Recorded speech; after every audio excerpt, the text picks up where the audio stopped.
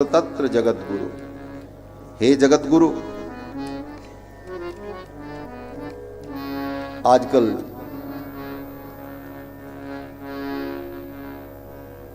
जगत गुरु की भी लड़ाई चल रही। एक सज्जन ऐसे हैं, वो कहते हैं हम ही एकमात्र जगत गुरु हैं। कहते हैं हम ही एकमात्र जगत गुरु हैं क्योंकि हमने प्रस्थानत्रयी पर भाष्य लिखा। जो प्रस्थानत्रयी पर भाष्य लिखे वो जगत गुरु होता है। तो उन्हीं जगत गुरु से पूछा जाए कि प्रयाग कुंभ के अवसर पर जिसको आपने जगत गुरु बनाया, पट्टाभिषेक किया, क्या उन्होंने प्रस्थानत्रयी पर भाष्य लिखा था? है? उनका भाष्य आपने देखा? और भाष्य लिखने की जरूरत किसे पड़ती? जो मूल सिद्धांत की स्थापना करता है वो भाष्यकार कहलाता है। भाष्य लिखना ही बहुत बड़ी बात नहीं है। भगवान शंकराचार्य ने ब्रह्मसूत्र पर भाष्य लिखा और अद्वैत सिद्धांत की स्थापना की। आज तक इतने वर्ष हो गए, कई शताब्दियां बीत गईं, भगवान शंकराचार्य की उस पवित्र परंपरा में एक से एक बड़े बड़े विद्वान हुए जिनके अंदर भाष्य रचने की क्षमता थी, लेकिन किसी ने भाष्य नहीं लिखा। क्यों? बोले भगवान शंकराचार्य ने जो सिद्धांत हमको दिया है हम उसी का अनुसरण करेंगे, वह सिद्धांत हम स्वीकार करते हैं। उसी प्रकार भगवान श्री रामानुजाचार्य ने भाष्य लिखा। 1000 वर्ष बीत गए। श्री वेदांत देशिक स्वामी वरदाचार्य, लोकाचार्य वरबर मुनिस्वामी जैसे महापुरुष हुए, लेकिन किसी ने भाष्य नहीं लिखा। क्यों? बोले हमारे आचार्य ने जो लिखा है हम उसी को स्वीकार करते हैं, उसी का अनुकरण करते हैं। तो फिर आपको भाष्य लिखने की जरूरत क्यों पड़ी? इसका मतलब कि आपने अपने आचार्य भगवान रामानंदाचार्य के भाष्य को स्वीकार नहीं किया, इसलिए आपको भाष्य लिखने की। और जब उनके भाष्य को आपने स्वीकार नहीं किया, जो जिस आचार्य के भाष्य को स्वीकार करके उस परंपरा का निर्वाह करता है वही उस संप्रदाय में आचार्य के रूप में माना जाता है। तो जब आचार्य रामानंद के भाष्य को आपने स्वीकार नहीं किया और आपने अलग से अपना भाष्य बनाया, तो फिर आप अपने को जगत गुरु रामानंदाचार्य कैसे कह सकते हैं? बहुत सारी बातें हैं, ये विषयांतर होना ठीक नहीं है, लेकिन अब क्या करें, बुद्धि में कोई बात आ जाती है तो कहना ही पड़ता है। पहली बात तो विकलांग व्यक्ति को आचार्य पद पर बैठने का अधिकार ही नहीं होता, वो आचार्य हो ही नहीं सकता। उठा करके शास्त्र पढ़ ले। अंगहीन, क्षण, नपुंसक, इनको आचार्य बनने का अधिकार ही नहीं। तो ऐसे लोग जब आचार्य बनेंगे तो इसी तरह उपद्रव खड़ा होगा समाज में, जो उपद्रव आज खड़ा है। और जब विद्या का अभिमान हो जाता है तो वह विद्या केवल दूसरों का अपमान करने के लिए होती है। वस्तुतः विद्या लोगों के अज्ञान को दूर करने के लिए होना चाहिए। विद्या विवाद के लिए नहीं। विद्या विवादाय धनम मदाय शक्ति ही परेशान परिपीडनाय खलस्य साधो विपरीतमेतत् ज्ञानाय दानाय च रक्षणाय। शास्त्र कहता है विद्या किस लिए होती है? विवाद के लिए।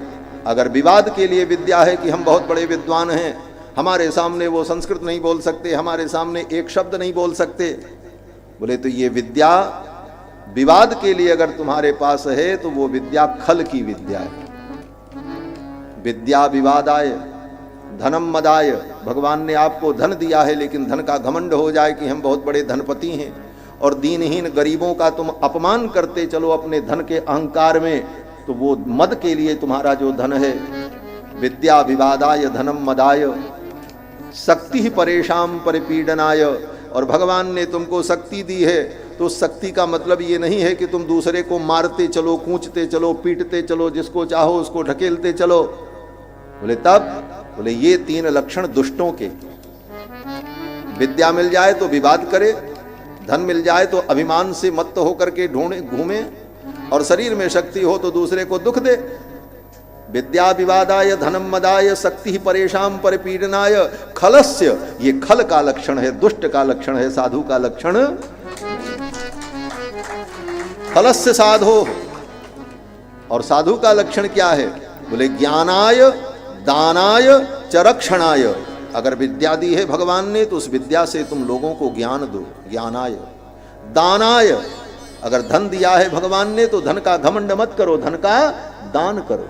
ज्ञानाय दानाय चरक्षणाय, अगर शक्ति भगवान ने दी है तो भगवान की दी शक्ति के द्वारा आप दीनहीनों की रक्षा करो, जो दुखी हैं उनके दुख को दूर करो, ये साधु का लक्षण है। तो ऐसे अहंकार में मस्त, हमसे बड़ा कोई नहीं, कौन्योस्य सदृशो मया, मेरे समान कौन है।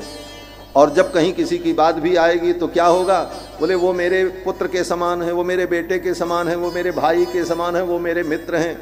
आज तक कोई तुम्हारे गुरु के समान इस धरती पर पैदा नहीं हुआ।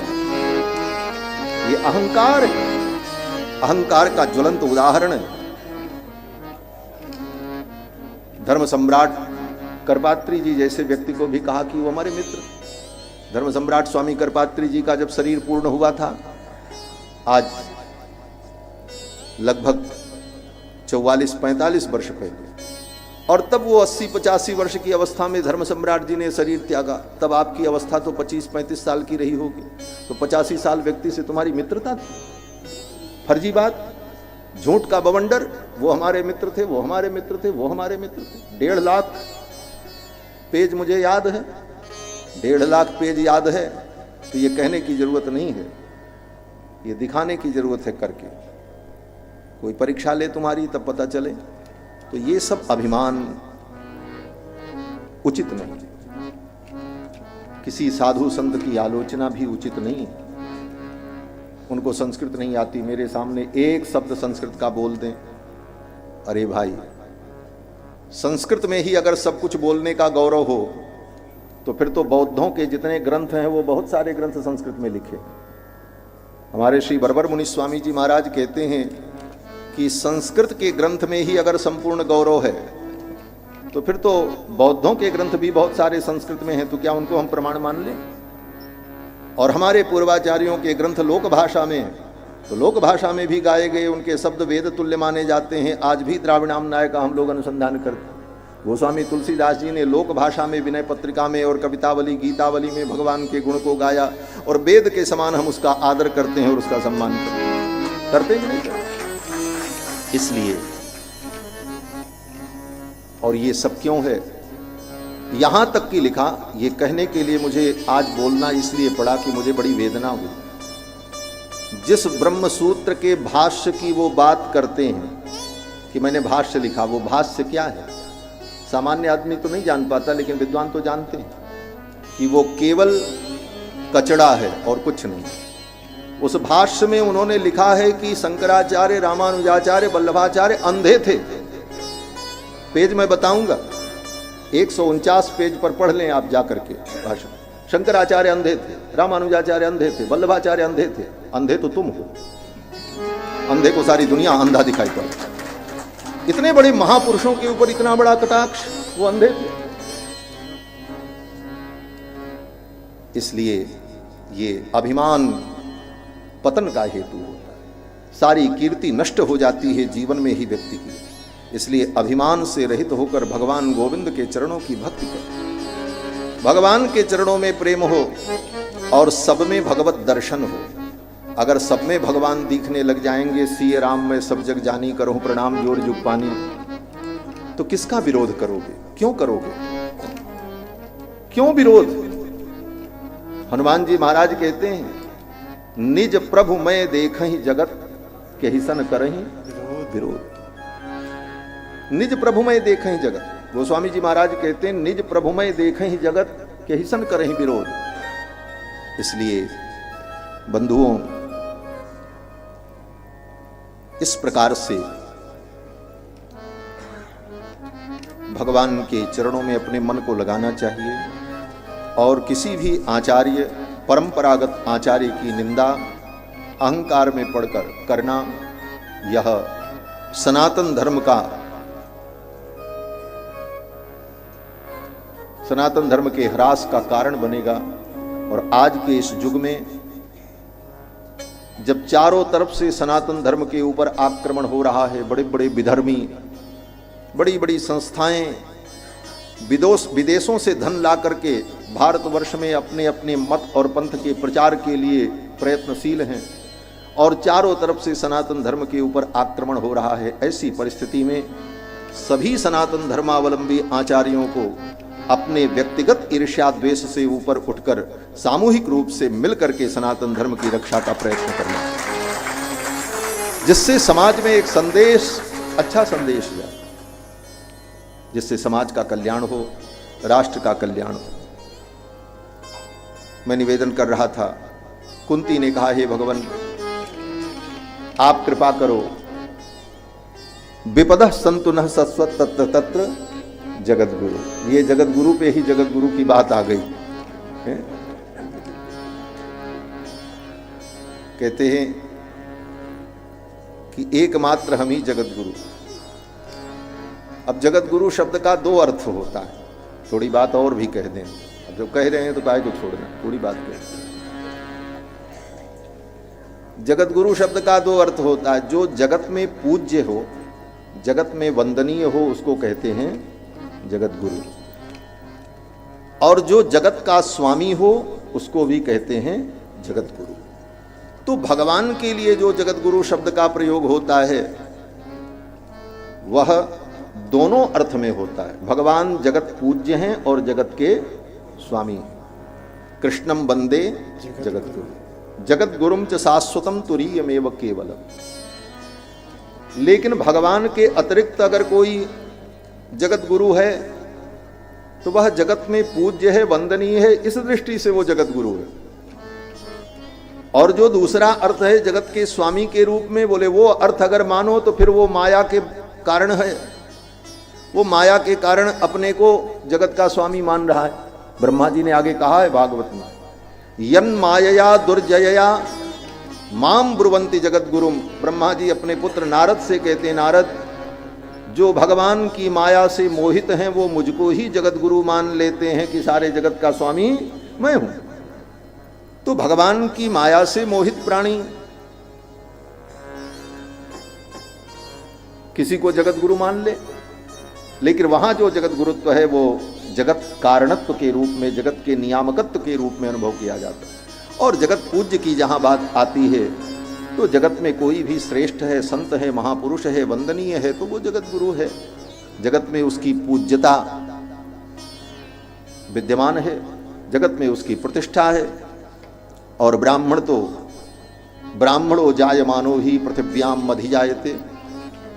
ब्राह्मण तो बिना जगत गुरु बनाए ही जगत गुरु है, वो तो सारे जगत का गुरु। जगत गुरु किसी को बनाया थोड़ी जाता।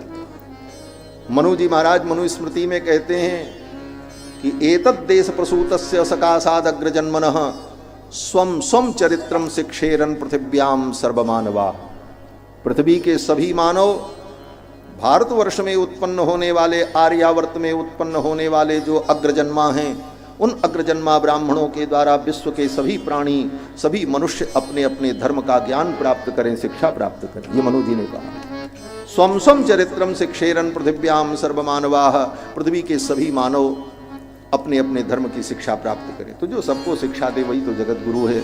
और ये जगत गुरुत्व ब्राह्मण में जन्मजात प्रतिष्ठित है, अगर उसके अंदर योग्यता है, तपस्या है और ज्ञान है।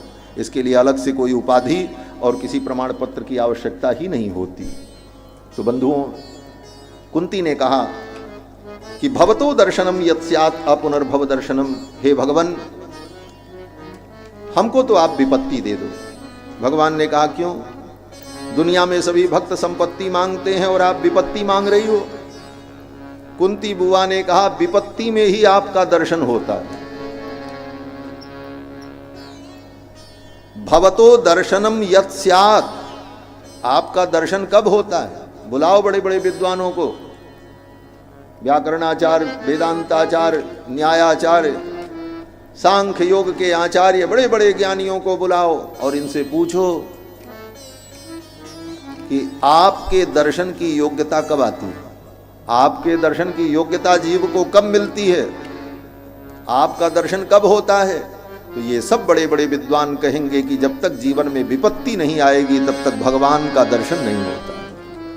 क्यों बोले? विपत्तियां आपका दर्शन कराती हैं, विपत्तियां ही जीव को आपकी ओर ले जाती हैं। नहीं तो संपत्ति में भूला भटका ये जीव कभी आपको याद ही न कर पाता।